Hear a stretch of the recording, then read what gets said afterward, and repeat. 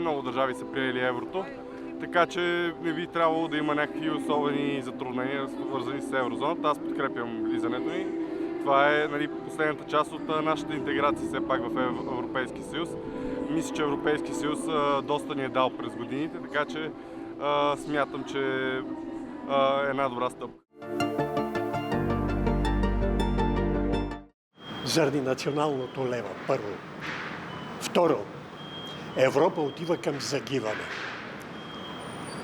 Това го има дори и в новата доклад ли беше стратегия по националната сигурност на американския президент. И там има такива изводи.